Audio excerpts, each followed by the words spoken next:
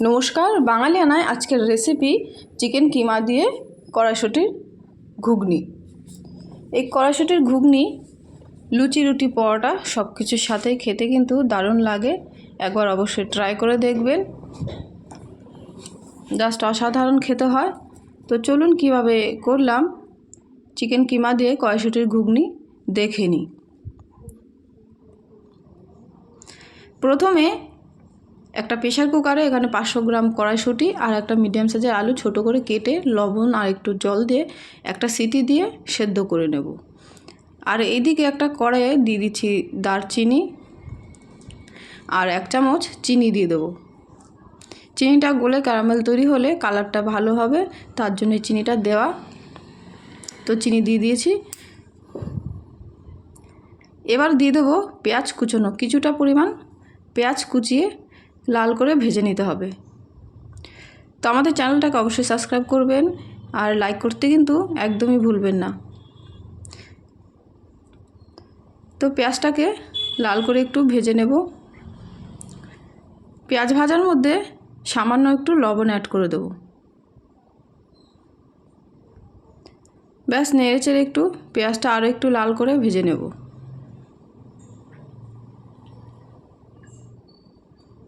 পেঁয়াজ ভাজা কমপ্লিট।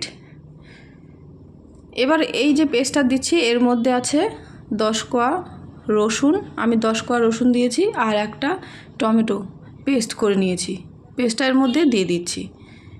ভালো করে নেড়েচেড়ে এটাকে একটু ভেজে নেব। একটু ভেজে নিয়ে এর মধ্যে দিয়ে দেবো আদা আর লঙ্কা বাটা, একসাথে আমি বেটে নিয়েছি 2 চামচ পরিমাণ দিয়ে দিলাম।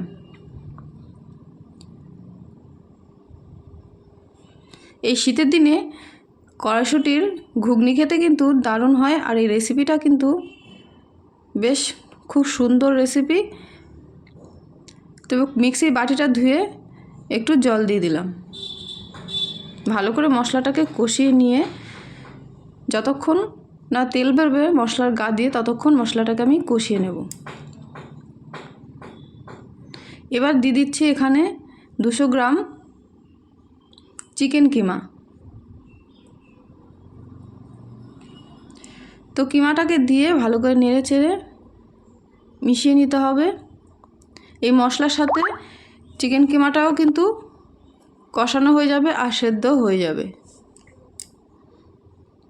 এবার এর মধ্যে দিয়ে দেবো একটু হলুদ গুঁড়ো পরিমাণ মতো, দিয়ে নেড়েচেড়ে মশলাটাকে কিছুক্ষণ কষাতে দেব।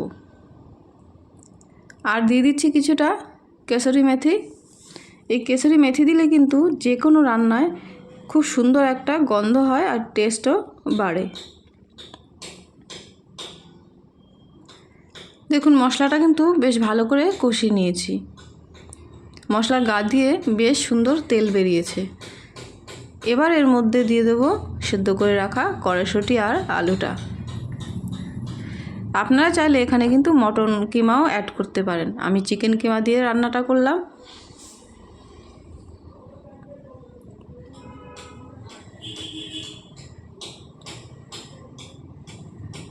তো রান্না মোটামুটি রেডি। এর মধ্যে একটু জল দিয়ে দেবো, জল দিয়ে কিছুক্ষণ ফুটিয়ে নিলেই কিন্তু একদম রেডি হয়ে যাবে। এরকম দারুণ দারুণ রান্নার ভিডিও পেতে আমাদের চ্যানেলটাকে অবশ্যই সাবস্ক্রাইব করে রেখে দেবেন। এইভাবে 2 মিনিটের মতো ফুটিয়ে নেব, নিয়ে এর মধ্যে ধনেপাতা অ্যাড করে দিয়ে আবারও নেড়েচেড়ে কিছুক্ষণ ফুটিয়ে নিয়ে গ্যাসটা অফ করে দেব। তো চলুন ধনেপাতাটা দিয়ে দিই। ধনেপাতাটা দিয়ে দিয়েছি, এবার মিশিয়ে নেব। ব্যাস রান্না কিন্তু কমপ্লিট। তো কেমন হলো আজকের রেসিপিটা অবশ্যই কমেন্টে জানাবেন। আর অবশ্যই কড়াইশুঁটি দিয়ে এইভাবে ঘুগনি রান্না করে খেয়ে দেখবেন, দারুণ হয়। লুচি, রুটি, পরোটা সব কিছুর সাথে খেতে ভালো লাগে। আজকে ভিডিওটা এখানে শেষ করছি। সবাই ভালো থাকবেন, সুস্থ থাকবেন।